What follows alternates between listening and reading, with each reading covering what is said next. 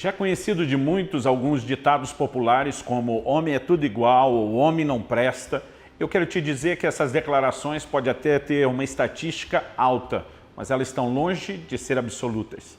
Há um outro tipo de homem, gente que reconhece os valores e os princípios da palavra de Deus e se movem por eles, e que são classificados de acordo com a própria Escritura como homens de verdade. É a respeito disso que eu quero conversar nos próximos minutos. Fique comigo.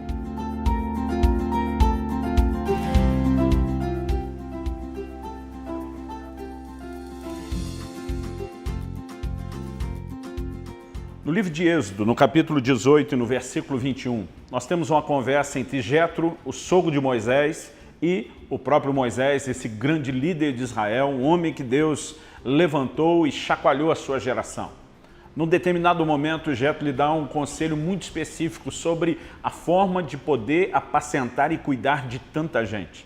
Eles eram literalmente milhões de pessoas. Moisés sozinho não poderia atender e cuidar de todos. Então, Jetro lhe oferece o conselho da descentralização. Ele diz: Moisés, você deve se concentrar no seu papel principal. Você deve representar o povo perante Deus orando por eles. Você deve lhes ensinar a palavra. Mas levanta chefes de 10, de 50, de 100, de 1000. E ele começa a falar de uma estrutura hierárquica que não apenas permitiria Moisés comandar um verdadeiro exército, como também cuidar dessas pessoas através dessa descentralização e desses líderes que seriam levantados. No entanto, esses líderes precisavam ter qualificações. E entre elas, o versículo 21 de Êxodo 18 diz: procura dentre o povo homens capazes, tementes a Deus, homens de verdade, que aborreçam a avareza. Põe-nos sobre eles por chefes de 1000, chefes de 100, chefes de 50 e chefes de 10, para que julguem esse povo em todo o tempo. Toda causa grave trarão a ti, mas toda causa pequena eles mesmos julgarão. Será assim mais fácil para ti e eles levarão a carga contigo. As qualificações desses líderes são muito claras. Em primeiro lugar, eles precisavam ser capazes. A segunda menção, eles tinham que ser tementes a Deus. Mas ele então inclui uma declaração: homens de verdade. Essa palavra aqui traduzida como verdade, no original hebraico é a palavra emeth. Ela significa firmeza, fidelidade, verdade, certeza, credibilidade, estabilidade, constância. Todos esses adjetivos, na verdade, nos ajudam a entender o significado da classificação que foi estabelecida como algo necessário para esses homens. Quando ele está dizendo homens de verdade, ele não está apenas tratando da virilidade no sentido do comportamento. Ele não está simplesmente tratando do gênero. Ele está falando de algo que é a definição de hombridade. É mais do que apenas ser viril. É mais do que apenas demonstrar ser macho. É ser um homem de caráter, é ser um homem de integridade, é ser um homem de nobreza. E nós precisamos entender que ainda que Deus tenha criado homem e mulher como seres diferentes, não apenas o aspecto biológico da procriação, não apenas a questão do gênero, mas quando olhamos para a família, Deus deu a cada um papéis diferentes. E nós precisamos entender que a declaração bíblica sobre um homem de verdade é não apenas quando ele entende a maneira de se portar aos olhos da sociedade, no sentido do que se espera de um homem biológico, é entender o que é o caráter, o que é o papel do homem, não apenas dentro da família, mas também para com a sociedade. Ser um homem de verdade é algo que requer de nós um processo. Não tem a ver apenas com o nascimento. Não tem a ver apenas com o sexo que carregamos na nossa identidade, é algo mais do que isso. Por exemplo, quando Davi aconselha Salomão dizendo: seja homem, meu filho, ele não estava falando do gênero, isso Salomão já tinha nascido com ele garantido. Ele estava falando não apenas sobre maturidade, mas também sobre essa hombridade. O apóstolo Paulo diz: quando eu era menino, eu falava com menino, pensava com menino, agia com menino. Mas logo que cheguei a ser homem, esse chegar a ser homem, novamente não indica uma mudança de gênero ao longo do caminho, mas indica a maturidade. E há duas coisas que nós precisamos entender quando falamos de hombridade. Se uma delas é maturidade, a outra é o nosso papel. Eu me lembro quando garoto, de ver meu pai, por exemplo, fazendo a barba e olhar para mim como menino sem pelo nenhum no rosto, e eu olhava para aquilo como um sinal de que a maturidade, pelo menos biológica, teria chegado. Esperei por muitos anos poder começar a fazer a barba.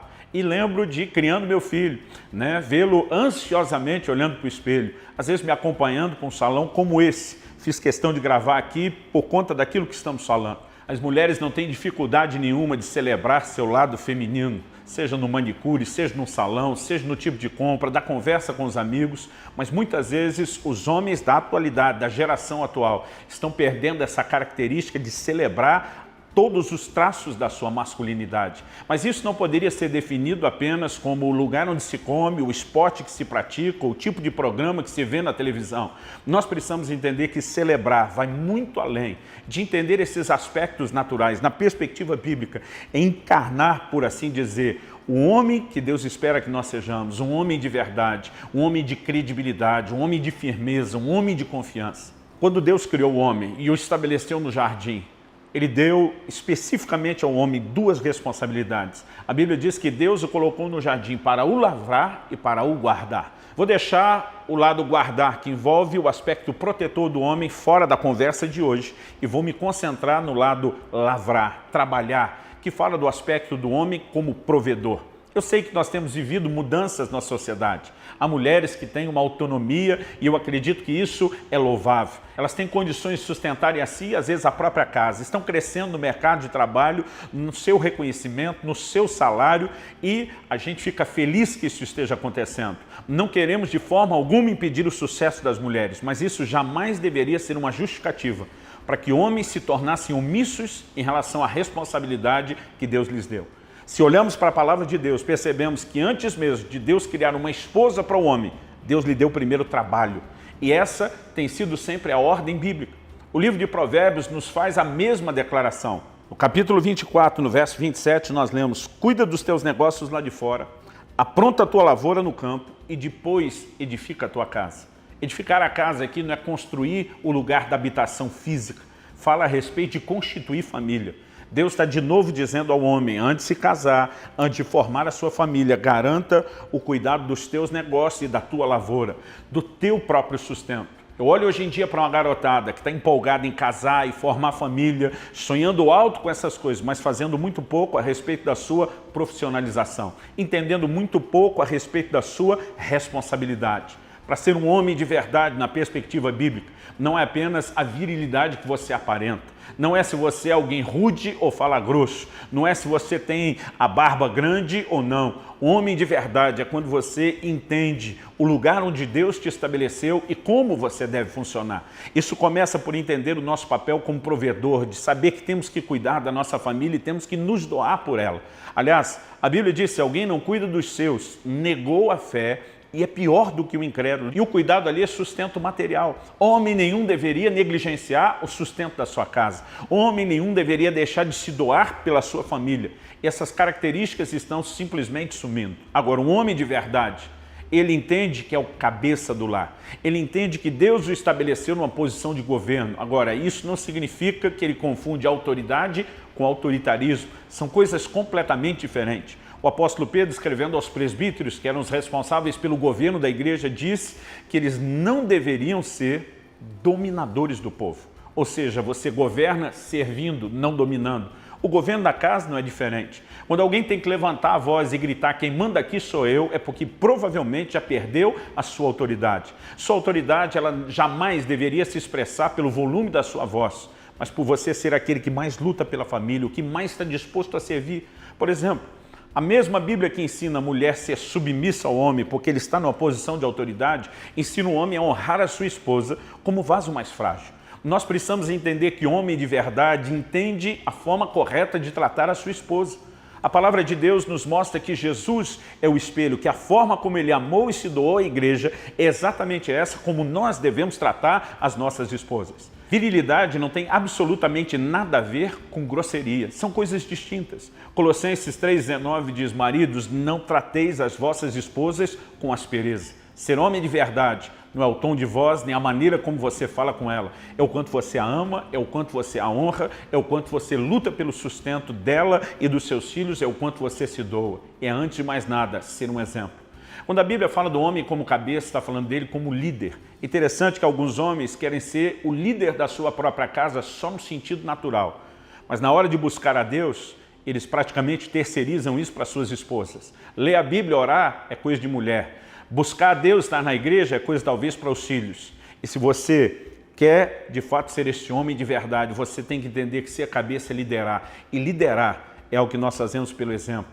Jesus diz, assim como eu vos fiz, façam vocês também. Ou seja, nós temos que ser os primeiros a nos posicionar buscando a Deus, nos enchendo da presença de Deus, nos comprometendo com o Senhor e a sua palavra. Então inspirar toda a nossa casa a viver exatamente da forma como vivemos. No passado isso parecia ser algo tão bem resolvido, a ponto de Paulo falar para o carcereiro de Filipos, crê no Senhor Jesus e será salvo tu e toda a tua casa.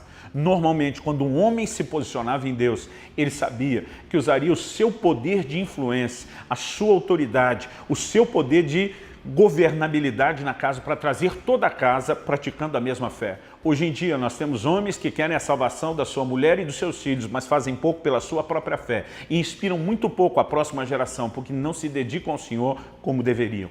Eu quero te encorajar a ser um homem de verdade. Talvez você ainda esteja como solteiro, mas se você não se posicionar desde já, não será depois de casado a referência que deveria ser, tanto para sua esposa como para com os seus filhos. Entenda a sua responsabilidade e você deve treiná-la antes mesmo de ter a sua própria família. E quando tiver a sua família, você apenas dará continuidade àquilo que aprendeu a manifestar desde solteiro. Que Deus te abençoe e te ajude a ser um homem de verdade.